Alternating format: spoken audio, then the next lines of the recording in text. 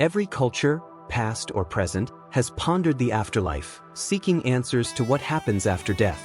Ancient Persia was no different, offering one of the most intriguing and compassionate perspectives on the subject. The question of mortality has shaped not only religious scriptures but also some of the greatest literary works. The Mesopotamian epic of Gilgamesh, the world's oldest epic, centers on finding meaning in life despite the certainty of death, a theme explored by countless works since. Shakespeare's Hamlet famously reflects on this mystery, calling the afterlife the undiscovered country from whose bourne no traveler returns. While Hamlet's words are among the most eloquent, the fear and fascination surrounding death have defined human thought for ages. From ancient Egyptian beliefs in the field of reeds to the Greek underworld, and from heaven to hell, civilizations have envisioned what awaits beyond life. Though the idea of two final destinations, one for the good and one for the wicked, is now closely associated with Christianity and Islam, it actually originates in ancient Persia. Persian beliefs, influenced by other cultures, played a role in shaping these religious concepts. Even the Catholic idea of purgatory was foreshadowed by the Persian Hemistakan, a place where souls with equal good and bad deeds waited in balance until the end of time, when they would reunite with Ahura Mazda. Early Persian beliefs about the afterlife resembled the dark, shadowy underworld of Mesopotamian tradition. However, these ideas evolved over time, transforming death into either a triumphant ascent or a tragic downfall. This shift gave life deeper meaning by linking it to what lay beyond: gods, spirits, and death. Ancient Persians arrived in the Iranian region around the 3rd millennium BCE, bringing with them an early religious system whose original form remains unknown. Over time, their beliefs were influenced by the Elamites and the people of Susiana. This early faith was passed down orally and only documented much later, after the prophet Zoroaster, circa 1500 to 1000 BC, reformed it.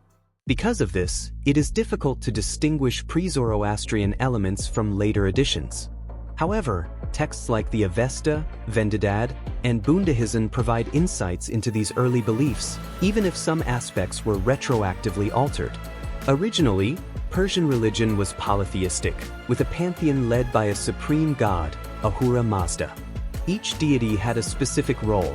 Mitra was the god of the rising sun, covenants, and contracts. Anahita was the goddess of fertility, water, health, healing, and wisdom, and sometimes even war. The world was filled with supernatural beings, from benevolent spirits to mischievous creatures like the Peri, fairy-like beings, and jinn genies, who could influence human thoughts and actions. The Persian gods existed to protect humans from malevolent forces, later called devas, led by the dark spirit Engra. He opposed Ahura Mazda and constantly sought to disrupt his creation. But Ahura Mazda, rather than allowing destruction to prevail, found ways to transform evil into good.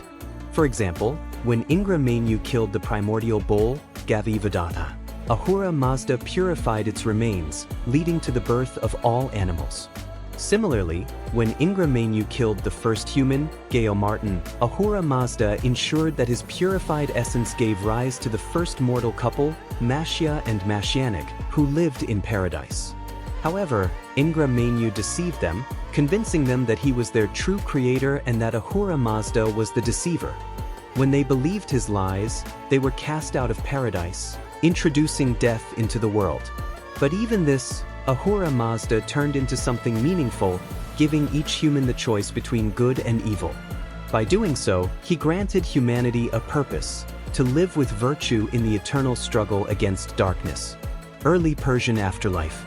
When someone died, their soul lingered near the body for 3 days before departing for the underworld. This dark realm, similar to the Mesopotamian vision of Ereshkigal's kingdom, was a place of eternal twilight where souls wandered.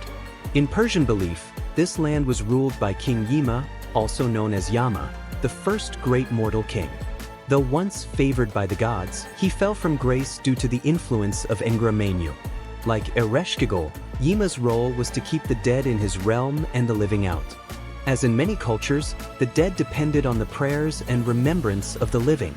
The first 3 days after death were crucial, as the soul was disoriented and vulnerable to demonic attack. To protect it, a ritual called Sagdid, glance of the dog, was performed, in which a dog was brought before the corpse to drive away evil spirits. Dogs were believed to see what humans could not, and their bark was thought to ward off malevolent entities. If the dog hesitated, it was brought back up to 9 times until the spirits were considered banished, allowing the body to be prepared for interment. The dead were either buried or placed on an open-air scaffolding, now called a Tower of Silence, where scavengers cleaned the bones before they were finally interred. Meanwhile, the soul journeyed through Yima's realm. At some point, it had to cross a dark river by boat, a process called the crossing of the separator. Here, good souls were separated from the wicked and assigned their places. Some accounts suggest this crossing marked the transition from life to Yima's realm, while others indicate it was part of the judgment process. Mitra, the god of covenants, may have played a role in this crossing, as the soul was believed to have a contract with Ahura Mazda. Those who honored this contract through a righteous life were rewarded. Those who followed Engra Mainyu's lies were punished. Some texts depict Mitra holding scales to weigh a person's deeds. The angels Rashnu, judge of the dead, and Sarush, a guardian, might have assisted in this process, though they may be later additions. Regardless, some form of judgment determined the soul's fate. Once in the afterlife, it was up to the living to keep the deceased's memory alive. The first year was especially important, as the soul adjusted to its new existence and was believed to feel lost and lonely. The next of kin was responsible for performing rites of remembrance, which could continue for up to 30 years or until their own passing. Food offerings, prayers, and sacrifices were made for the soul's well-being, and on New Year's Eve, the spirits were thought to return to visit the living. Zoroaster. At some point between 1500 and 1000 BCE, a priest named Zoroaster had a vision that changed Persian religious beliefs forever. By the bank of a river, a being of light appeared to him, calling itself Vohumana, good purpose, and revealing that the Persians' religious beliefs were mistaken. There was only one true god, Ahura Mazda, and all other so-called deities were merely emanations of this supreme being. Zoroaster began preaching this message but faced rejection and threats, forcing him to leave his home. His first convert was traditionally said to be his cousin, but this made little impact. It was only after he converted King Vishtaspa, who then spread the faith throughout his realm, that Zoroastrianism became influential. Ahura Mazda was now the supreme god, with Engra Mainyu as his eternal adversary. While earlier beliefs suggested humans had to choose between these forces, Zoroaster's teachings made this choice the very meaning of life. People were created with free will, and the path they followed defined their existence. Life became a struggle between good and evil, and at birth, each person was expected to choose a side. Accepting Zoroaster's teachings meant dedicating oneself to good thoughts, good words, and good deeds, turning enemies into friends and practicing kindness and charity. Later Persian afterlife. Aspects of Zoroastrianism existed before Zoroaster but were redefined by his teachings. At birth, a person's soul, Irvin, was sent into the body by their higher self, Fravashi, to experience the material world and fight for good. The Fravashi guided the soul through life and awaited its return after death. When someone died, the Irvin lingered near the body for 3 days while the gods weighed its deeds. On the 4th day, it traveled to the Chinvat Bridge, the divide between the living and the dead, where it was reunited with its Fravashi. 2 guardian dogs stood at the bridge, welcoming the righteous but snarling at the wicked. The soul was then met by Dina, the holy maiden, who reflected its conscience. To the just, she appeared as a beautiful young woman. To the sinful, she was a withered hag. The angel Sarush protected the soul from demonic attacks as it crossed the bridge. For the virtuous, the path was wide and easy. For the wicked, it was narrow and treacherous. At the far end, the angel Rashnu received the soul's record of deeds and passed judgment. Scholar A.T. Olmsted describes this process. One's own conscience, whether of righteous or liar, will determine his future award. With Zoroaster as associate judge, Ahura Mazda himself will, through his counselor righteousness, separate the wise from the unwise. Afterward, Zoroaster will guide those he has taught to invoke Mazda across Chinvat Bridge, the bridge of the separator. Those who wisely choose will proceed to the house of song, the abode of good thought, to pass to their reward. There shall they behold the throne of the mightiest Ahura and the obedience of Mazda. But the foolish shall go to the house of the lie, the worst existence, where their evil conscience shall bring torment at the judgment of the bridge. There were 4 levels of paradise ascending from the bridge and 4 descending levels of hell. The highest heaven was the realm of eternal light, where souls lived in the presence of Ahura Mazda.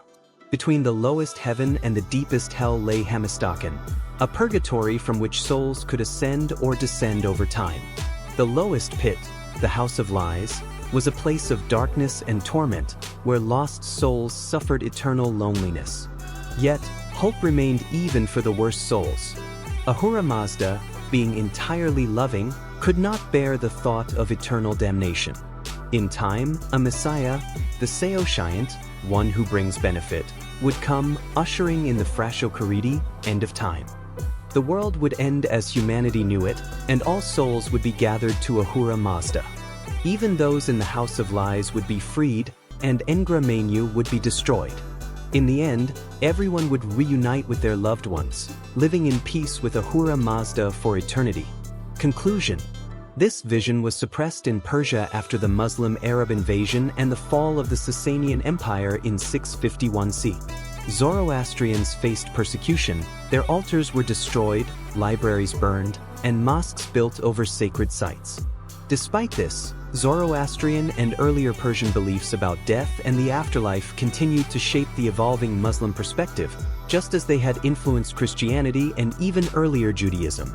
Concepts like a single God, a moral life, personal responsibility for one's soul, an afterlife of paradise or hell, judgment after death, and the arrival of a Messiah, among others, all predate the emergence of these 3 religions.